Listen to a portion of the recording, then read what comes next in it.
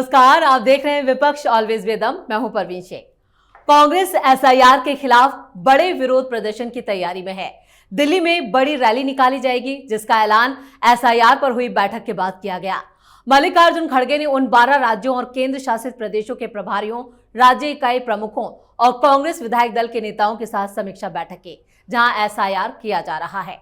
Party मुख्यालय इंदिरा भवन में हुई बैठक में राहुल गांधी भी मौजूद थे। कांग्रेस ने चुनाव आयोग पर बीजेपी और पीएम मोदी के लिए काम करने का आरोप लगाया। इस बीच ईसी पर वोट चोरी के आरोपों पर देश के 272 रिटायर्ड जजों और ब्यूरोक्रेट्स ने भी एक ओपन लेटर जारी कर दिया, जिसमें राहुल गांधी और कांग्रेस पर एक्शन की मांग की गई। इस बीच बंगाल में ममता की मुश्किलें बढ़ती जा रही हैं। अब उन्होंने एसआईआर को रोकने के लिए नई जुगत लगाई है। ममता बनर्जी ने एसआईआर प्रक्रिया को फौरन रोकने की मांग की। उनका कहना है कि तेज और अव्यवस्थित कामकाज के चलते अब तक 28 लोगों की जान जा चुकी है।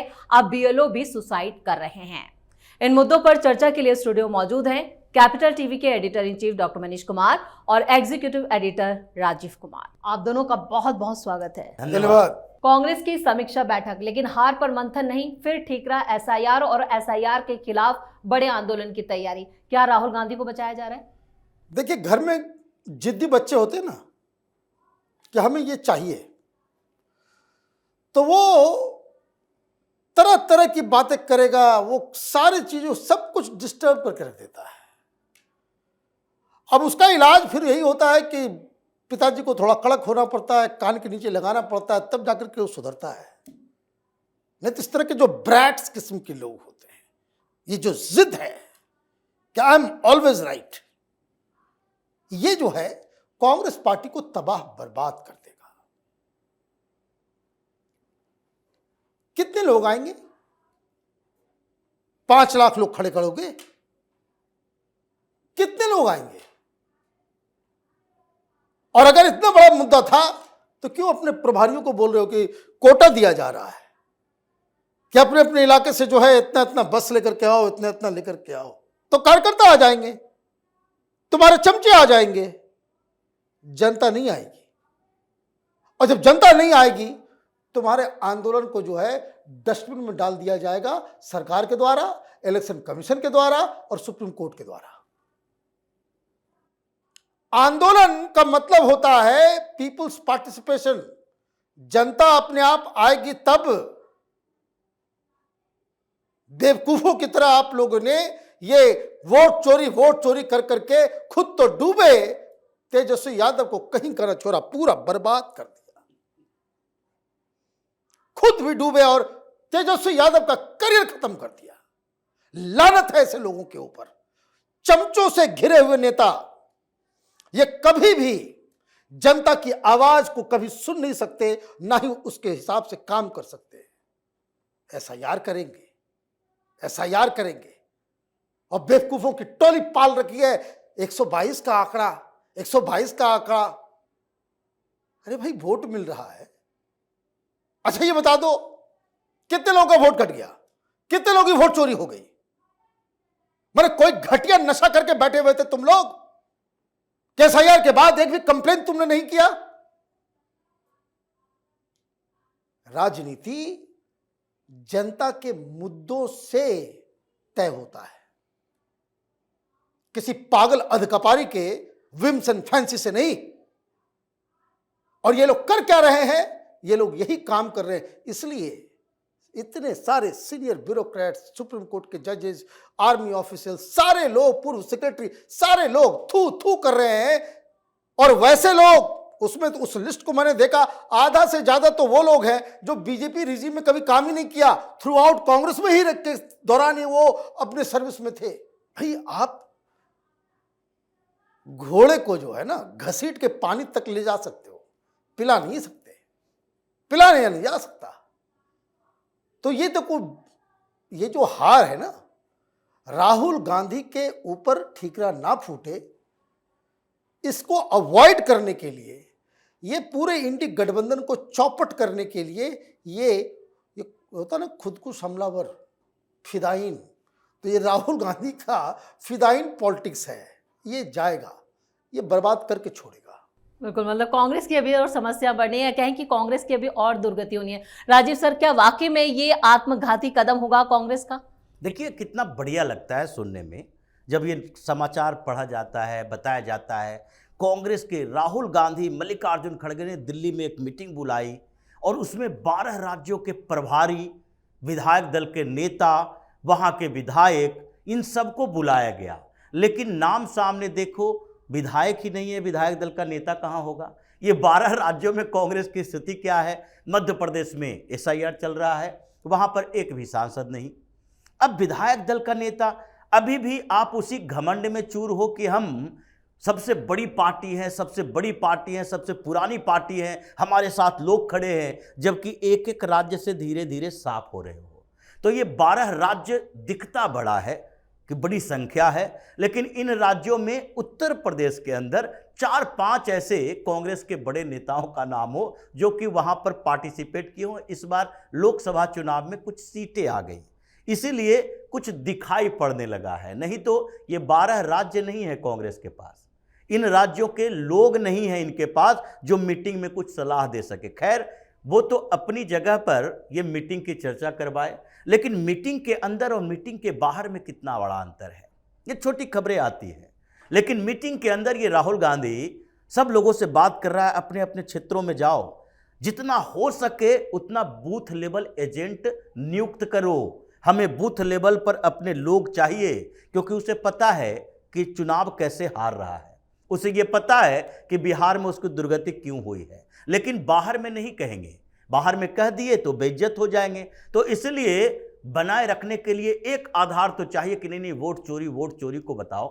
इंडी अलायंस के सारे पार्टनर इसके हैं जो राहुल गांधी पर हंस रहे हैं, कह रहे हैं कि अब पहले तो हम पीएम इन वेटिंग के लिए चक्कर लगा रहे थे, अब तो अलग अलग स्टेट में सीएम इन वेटिंग हो गया। अब देखो बिहार में तेजस्वी यादव को इंतजार करना पड़ेगा कि 8-10 साल बाद कब हम सीएम बन सके, इसकी संभावना कितनी है।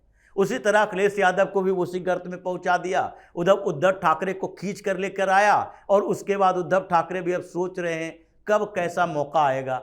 हर जगह पर ऐसी ही स्थिति राहुल गांधी के आसपास आने से है। मुद्दा, एजेंडा सब कुछ अलग हो गया है। कांग्रेस को बार बार कहा जा रहा है अब अपने पुरानी पार्टी वाला राग छोड़ दो, तुम भी एक रीजनल पार्टी की तरह हो। जहां कांग्रेस के अलग अलग राज्यों में स्थितियां जो दिख रही है वो रीजनल पार्टी की तरह है। तुम्हारे ओवैसी में क्या अंतर है? 6 सीट तुम्हारे पास, ओवैसी के पास 5 सीट बिहार के अंदर।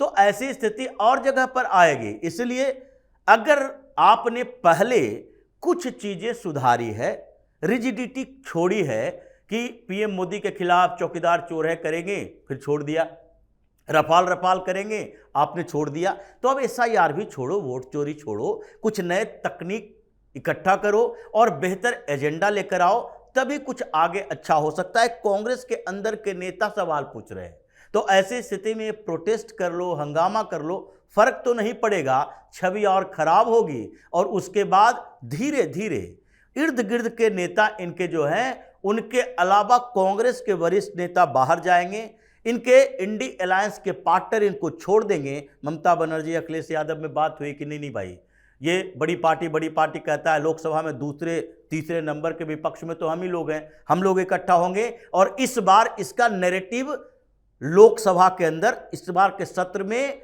नहीं चलने देंगे, हम अपने मुद्दे लेकर आएंगे।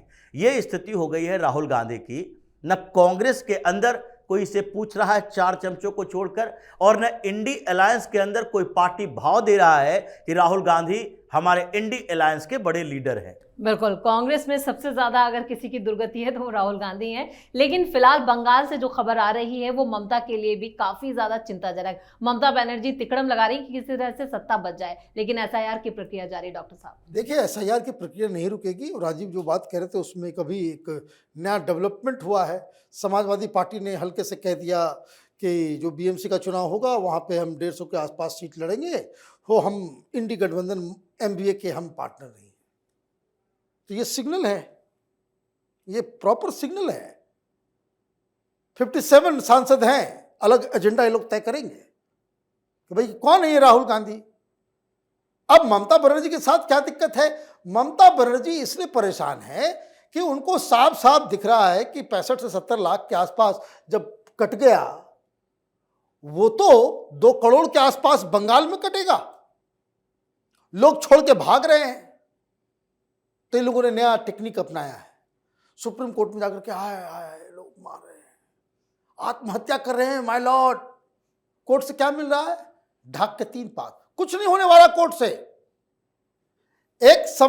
इस देश के कानून, भाई आजकल वो डायरी वाला संविधान लेके नहीं चल रहे ना ये लोग। फेंक दिया। कहीं नहीं दिखाई देता। क्यों फेंक दिया? क्योंकि उसमें जो इलेक्शन कमीशन का 2 ही काम दिया गया है और इससे आसपास और इससे जुड़ा हुआ कोई भी काम किसी और संगठन या किसी और संवैधानिक संस्था को दिया ही नहीं गया। इलेक्टोरल रोल बनाना पहली जिम्मेदारी जो है इलेक्टोरल रोल बनाना है। तो संविधान पढ़ लो, तो इलेक्टोरल रोल के ऊपर जब उसको एक संवैधानिक संस्था को पूरा अधिकार दिया गया हुआ, जैसे सरकार के फाइनेंस को ऑडिट करने का काम सीएजी का है, सुप्रीम कोर्ट थोड़ी